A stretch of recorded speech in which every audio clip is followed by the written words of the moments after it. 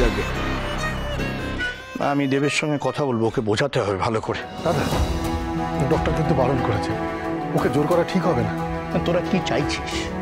চোখের সামনে একটা ছেলে এরকম হয়ে যাক, হ্যাঁ, এরকম আচরণ করতে করতে অসুস্থ হয়ে যাক, এটা চাইছিস তোরা? তারপরে আরো খারাপ হলে তখন চোখের জল ফেললেও কিন্তু কিচ্ছু করার থাকবে না। ডাক্তার যা বলেছে সেটাই করো, তুমি তো ডাক্তার নও। দেবকে নিজের মতন করে থাকতে দাও, ওর যা ইচ্ছে একটু করুক। পারকেও তো ছাড় দেওয়া হয়েছিল তোর, হ্যাঁ? কি হলো? তোমরা তো সবাই জানো কি হলো। আমি বুঝতে পারছি না, তোমাদের কি ঠেকেও শিক্ষা হয় না? আমাদের বাড়ির ছেলেটা যদি আরো খারাপ কিছু হয়ে যায়। নৃসিংহদেবের যা ইচ্ছে তাই হবে। না না মা, আমি হাল ছাড়ার পাত্র নই, আমি হাল ছাড়বো না। এই ছাড় তুই। আমি চাই না যে আমাদের বাড়ির ছেলেটা আরো ডুবে যাক। দাদা তুমি দেব। না না, ও যদি আবারও এরকম আচরণ করে না, তখন দেখবে আমি কি করি। দাদা তুমি একটু বোঝার চেষ্টা করো। দাদা কথা শোনো, দাদাকে আর কিছু বলো না। দিদিভাই মারা যাওয়ার পর থেকে দাদা কেমন জানো এই পরিস্থিতিতে আর অশান্তি পালিও না। এবার বলতে পারো, সেদিন গঙ্গার পাড়ে ওই মন্দির থেকে আমি চলে আসার পর ঠিক কি কি হয়েছিল? বলেছি তো, আবার কেন একই কথা জিজ্ঞেস করছো? পারো, তুই বুঝতে পারছিস না? আমরা নিজেরাও জানি না আমরা কত কিছু জানি। হয়তো এর মধ্যে থেকেই তোকে খুঁজে পাওয়ার কোনো ক্লু পেয়ে যাব। বল কি হয়েছিল?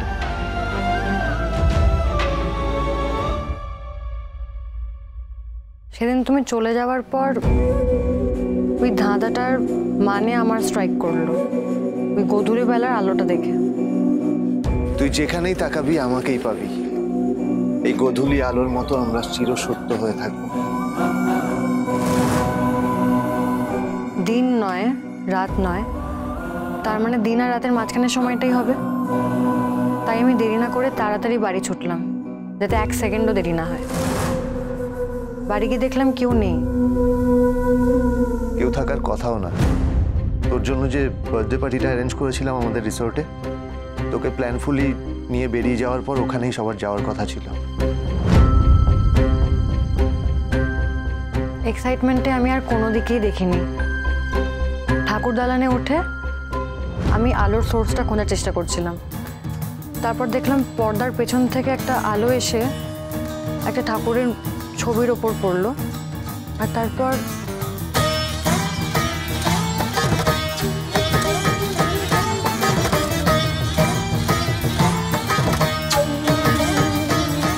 না পারো, মূর্তিটা তোর এভাবে একা বাইরে নিয়ে যাওয়াটা ঠিক হয় না। তুই দেখে রেখে দিতে পারতিস, তারপর না হয় আমি আসার পর একসাথে। না দেব, লাইফ রিস্ক হতোই, মূর্তিটার জন্য না হলেও চাবিটার জন্য। কারণ কেউ তো আমাকে দেখেছে মূর্তিটা নিতে, আর আমার মন বলছে সেটা এ বাড়িরই কেউ। এবাড়ির কে হতে পারে? সেদিন তো বাড়িতে কেউ। ঠিক সময় কিন্তু ওখানে পৌঁছে যাবে। আমার হবে না দেব, আমার শরীরটা ভালো নেই। তোমরা গিয়ে খুব আনন্দ করে এসো। রাগাম্মা, তুমি পারোর কালকের কথা। না না, তুমি ওসব কিচ্ছু মনে রাখি না দেব, আমি পেরে উঠবো না। রাঙাকাম্মা, পারো, রাঙাকাম্মা সেদিন বাড়িতেই ছিল। আমাকে বলেছিল শরীরটা খারাপ বলে পার্টিতে যাবে না। রাঙাকাম্মাকে তো আমি প্রথম দিন থেকেই সন্দেহ করছি। তো সেটা তো শুধু সন্দেহ। সন্দেহের ভিত্তিতে তো আমরা কাউকে কিছু প্রমাণ করতে পারি না। আমি অকারণে রাঙাকাম্মাকে সন্দেহ করছি না। ভেবে দেখো, আমরা যখনই ঠাম্মির ঘরে গেছি তখনই কোনো না কোনো কারণে রাঙাকাম্মা এসেছিল। দেখি অনামিকা, তুমি? আর সবাই ডাকাডাকি করছে আপনাদেরকে। হয়তো শ্রেয়সী তো এসেছিল, ওকে তো বললাম আমি যাচ্ছি। ও, সে কথা তো আমি জানি না। বলছি যে খাবার কিন্তু দিয়ে দিয়েছে দেব, খেতে যাবে না? কিন্তু সেটা তো কোইন্সিডেন্সও হতে পারে। হতে পারে, আবার নাও হতে পারে। কারণ রাঙাকাম্মার ঠাম্মির দেওয়া চাবিটার ওপর প্রথম দিন থেকে নজর ছিল। আমাকে বেশ অনেকবার জিজ্ঞেসও করেছে। প্রাপ্তি হলো বুঝি? সেই হাতটা না, সবসময় পরে থাকো বুঝি? কেন বলো তো? ব্যাপার আছে এই হারটার মধ্যে। আর তারপর মনে নেই সেদিন কেমন সিন ক্রিয়েট করেছিল বইটা নিয়ে? কেন? কি এমন ছিল বইটায়? কি এমন বই দেখে কেন ভালো লাগবে না?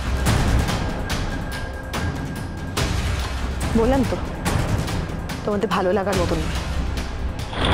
পারো, তোর রাঙা কাম্মার সাথে প্রবলেম আছে বলে তুই রাঙা কাম্মার কথা বারবার পড়ছিস। সেভাবে যদি দেখতে যাই তাহলে তো দিদি আর রাতুলদা আমরা যখন ঠাম্মির সাথে কথা বলছিলাম ওই ঘরে এসেছিল, তাহলে তো ওদেরও সন্দেহ করতে হয়। করি তো সন্দেহ, অনেকেই সাসপিশিয়াস এই বাড়িতে। আর ঠাম্মি বারবার করে বলেছিল কাউকে বিশ্বাস না করতে। আর আমার সাথে যা হয়েছে তারপর তো আমি কাউকেই বিশ্বাস করি না। তুই যা বলছিস আমার কিছু মাথায় ঢুকছে না পারো। এর একটা কথাও যদি সত্যি হয় তাহলে তো সত্যিটাই তো খুঁজছো তুমি। তাহলে একজন একজন করেই না হয় শুরু করা হোক। বেশ, তুই চাইছিস তাহলে তাই হবে। মামু একা একা কার সাথে কথা বলছে? মামুর মাথা কি সত্যি সত্যি খারাপ হয়ে গেছে, নাকি সত্যি সত্যি পারো ফিরে এসেছে? ফিরে আসলেও মামুর সঙ্গে কেন কথা বলছে, আমার সঙ্গে কেন কথা বলছে না? রাঙা কাম্মা, দীপ, তুমি হঠাৎ এই ঘরে? বসো। না আমি একটা দরকারে এসেছিলাম। কি দরকার বলো? আমাকে ওই বইটা একবার দেখাবে? বই? কোন বই বলো তো? লাল রঙের মোটা বইটা, যেটা নিয়ে পারো তোমাকে সন্দেহ করছো? কিন্তু বইটা তো আমি এখন খুঁজে পাচ্ছি না। ঠিক আছে, তাহলে আমি দেখে নিচ্ছি।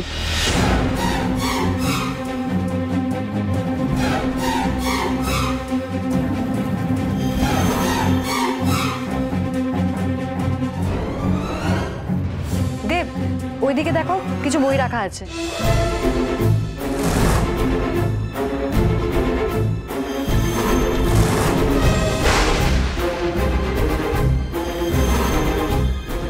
আরো যে কেন এই বইটা নিয়ে তো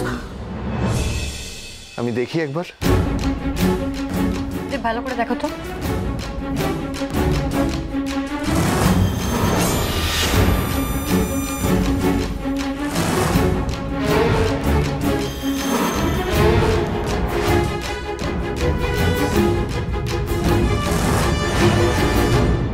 তুমি চাইলে বইটা রাখতে পারো, আমার পড়া হয়ে গেছে। না, ঠিক আছে।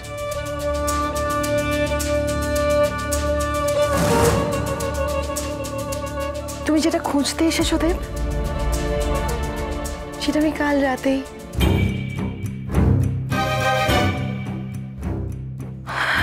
এতক্ষণে এনে ধরো। কি হলো? হ্যাঁ, এটা নিজের কাছে রাখা সাহস হলো না? দেব নিজে গোয়েন্দা, তাছাড়া মরে যাওয়ার আগে পারো এই বইটা নিয়ে অনেক সিন ক্রিয়েট করেছে। যদি কোনোভাবে ধরা পড়ে যায় না, খুব চাপ হয়ে যাবে। হেমন্ত, চাপ হয়ে যাবে? তোমার চাপ খানিকটা কমিয়ে দিচ্ছি।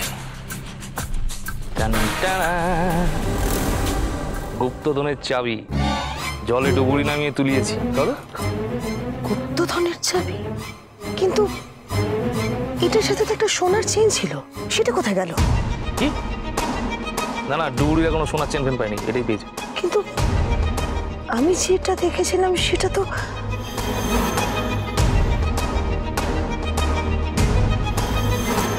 এটা কি আসল চাবি?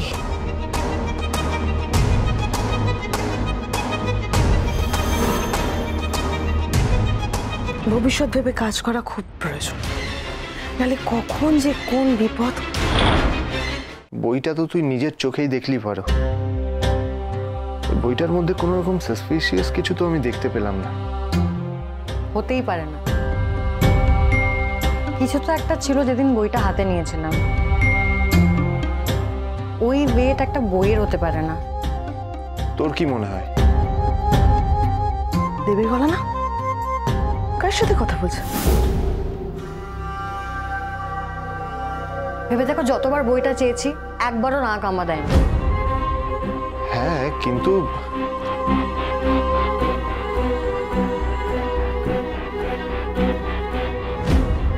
দেব বইটা সরিয়ে দিয়েছে। এতবার প্রশ্ন করেছি তো, রিস্ক নেয়নি তাই আর। হতে পারে, কিন্তু অ্যাট দিস মোমেন্ট ওনার এগেনস্টে আমাদের কাছে কিন্তু কোনো প্রমাণ নেই। আমাদের আরো ভাবতে হবে। দেব, কার সাথে কথা বলছো তুমি? আমার বাড়ির সাথে।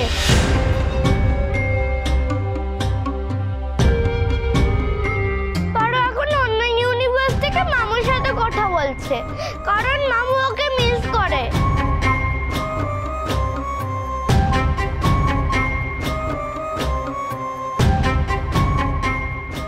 বিভু, কাঁদে না।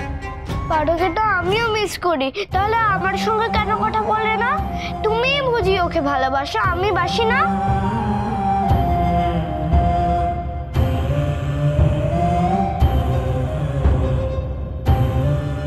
Review, review.